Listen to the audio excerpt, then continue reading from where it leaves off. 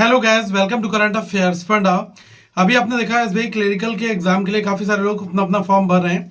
और एक डाउट काफी लोगों ने पूछा कि जो एलपीटी वाला फॉर्मेट है, जैसे कि आप यूपी स्टेट की अगर आप बात करोगे तो वहां पर हिंदी लैंग्वेज प्लस उर्दू, ये दो चीजें वहां पर मेंशन की हैं। क्या दोनों में ही एलपीटी आपका होता है? मैं आपको थोड़ा सा व्यू यहाँ पर क्लियर करना चाह रहा हूँ।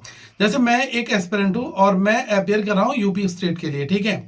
तो वहां पर एलपीटी लैंग्वेज प्रोफिशिएंसी टेस्ट में उन्होंने क्लियर कट बोल रखा है कि आइदर जो स्लैश लगा हुआ है ना, उसका यही मतलब है हिंदी स्लैश उर्दू, मतलब या तो आपको हिंदी आनी चाहिए या आपको उर्दू आनी चाहिए, दोनों में से कोई भी एक लैंग्वेज है। अगर आप उसमें प्रोफिशिएंट हैं तो आपका एलपीटी उस हिसाब से जो है एलिजिबिलिटी आपकी बनेगी। अब जैसे मैं हूं, मैंने क्या किया कि अपना 10th में उर्दू एज अ सब्जेक्ट पढ़ा है अपना, ठीक है। एक एडिशनल सब्जेक्ट्स मैंने पढ़ लिया, तो उस सिचुएशन में मुझे कोई भी एलपीटी नहीं देना होगा, ठीक है। लेकिन अगर मैंने सपोज कर लीजिएगा कि मैंने हिंदी भी नहीं पढ़ रखी है और मैंने उर्दू भी नहीं पढ़ रखा है, मुझे तो पंजाबी आती है और मुझे इंग्लिश आती है, हिंदी का मेरे पास कोई प्रूफ नहीं है कि मुझे जो हिंदी एज अ सब्जेक्ट है वो मैंने अपने अलग अलग, जैसे कि 10th में या फिर अपने बोर्ड्स में मैंने किसी तरीके में पढ़ रखा है, तो उस चीज का जब मेरे पास प्रूफ नहीं होगा तो मुझे वो चीज उनके एलपीटी प्रोग्राम के थ्रू अपेयर करके अपने आप को प्रूफ करना होगा। जैसे वो लोग क्या करेंगे, आपसे कोई रीडिंग आपको दे देंगे कि आप एक रीडिंग कम्प्रीहेंशन हिंदी का एक गद्दांश है, आप उसको पढ़ लीजिएगा, ठीक है।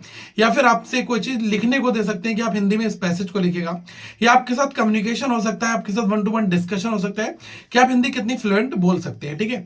तो ये एक बेसिक फॉर्मेट होता है, यही सब हर एक स्टेट के लिए अप्लाई होता है।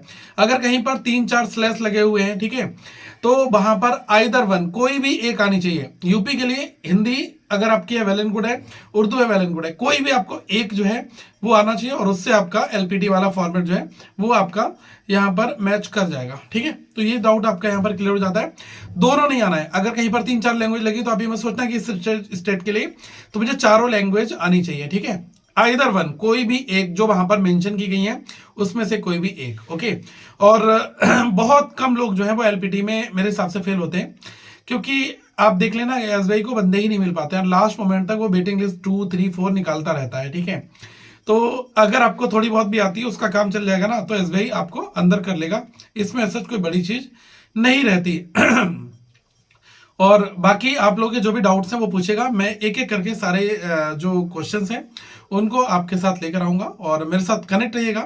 और हाँ, करंट अफेयर्स फंडा के मोबाइल एप्लीकेशन को आप लोग डाउनलोड कर लेना, क्योंकि यहाँ पर आपको क्वांट, आपको साथ में reasoning, current affairs, everything, test series, सब कुछ आपको एक ही प्लेटफॉर्म पर मिल जाएगा। तो अच्छी तैयारी करें और अपना फाइनल सिलेक्शन मिले करंट अफेयर्स फंडा के साथ प्रिपरेशन करके। ऐप का लिंक मैंने डिस्क्रिप्शन में दे रखा है, तो आप अभी ऐप को डाउनलोड कर लीजिएगा। Thank you so much guys, have a good day to all of you. Once again we will meet in next video.